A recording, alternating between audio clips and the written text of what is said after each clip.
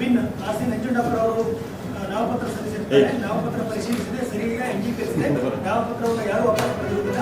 ಏಕೈಕ ಅಭ್ಯರ್ಥಿ ನಾಮಪತ್ರವನ್ನು ಸಲ್ಲಿಸುವುದರಿಂದ ವಿರೋಧವಾಗಿ ಉಪಾಧ್ಯಕ್ಷರನ್ನು ಘೋಷಿಸಿದ್ದಾರೆ.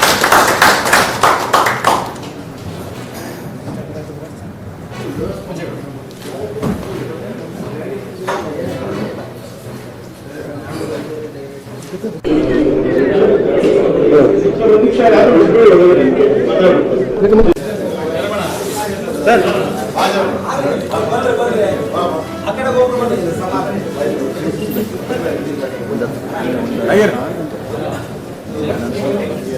ಸರ್ ಜಯರಾಮಣ್ಣ ಕರ್ಕೊಳ್ಳಿ ಸರ್. ಸರ್ ಜಯರಾಮಣ್ಣ ಸರ್ ಅಂಚೂರಿ ಕಡೆ ಎಲ್ಲ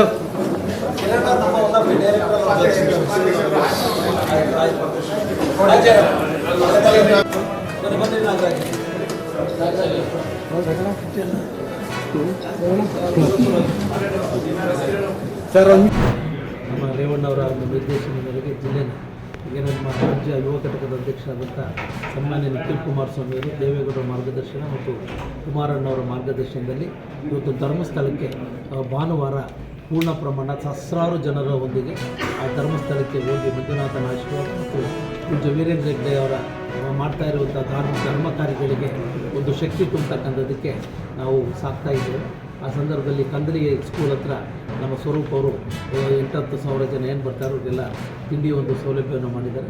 ಎಲ್ಲರೂ ಕೂಡ 6 ಗಂಟೆಗೆ ಆಯಾ ಕ್ಷೇತ್ರಗಳಲ್ಲಿ ಸ್ವಂತ ಕಾರುಗಳಲ್ಲಿ ಹೊರಟು ಧರ್ಮಸ್ಥಳವನ್ನು ತಲುಪತಕ್ಕಂಥ ಒಂದು ಮಾರ್ಗಸೂಚಿಯನ್ನು ಈಗಾಗಲೇ ಪಕ್ಷ KDS ಪಕ್ಷ ತೀರ್ಮಾನವನ್ನು ಕೈಗೊಂಡಿದೆ. ಇವತ್ತು 7-8 ಜಿಲ್ಲೆಗಳಿಂದಲೂ ಕೂಡ ಭಕ್ತರು ಹೆಚ್ಚಿನ ಸಂಖ್ಯೆಯಲ್ಲಿ ಬರ್ತಾ ಇದ್ದಾರೆ. ಇವತ್ತು ಧರ್ಮಸ್ಥಳ ಈ ಭಾಗದ ಧರ್ಮಕ್ಷೇತ್ರ, ಆ ಧರ್ಮಕ್ಷೇತ್ರಕ್ಕೆ ಏನು ಅಪಚಾರ ಆಗುವಂಥ ಒಂದು ಚರ್ಚೆಗಳಾಗ್ತಾ ಇರ್ತಕ್ಕಂಥ ಹಿನ್ನೆಲೆಯಲ್ಲಿ ಇವತ್ತು ಧರ್ಮಸ್ಥಳದಿಂದ ಈ ನಾಡಿನ ಸರ್ವತೋಮುಖ ಅಭಿವೃದ್ಧಿ ಆಗ್ತಾಯಿದೆ.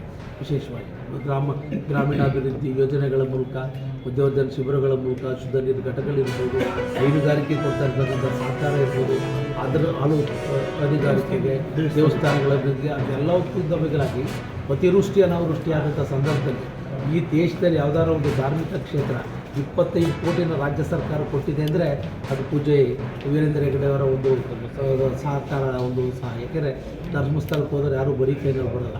ಪ್ರಸಾದ ತಗೋತೀವಿ, ಫಲ ಪಡ್ಕೊತೀವಿ, ಅಭಿವೃದ್ಧಿ ಕಾರ್ಯಕ್ರಮಗಳಿಗೆ ಶಕ್ತಿಯಾಗಿದೆ. ಯಾವ ಹಿನ್ನೆಲೆಯಲ್ಲಿ ಈ ಒಂದು ಅಪಚಾರ ಏನು ತರಬೇಕು ಅಂತ ಮಾಡಿದರು.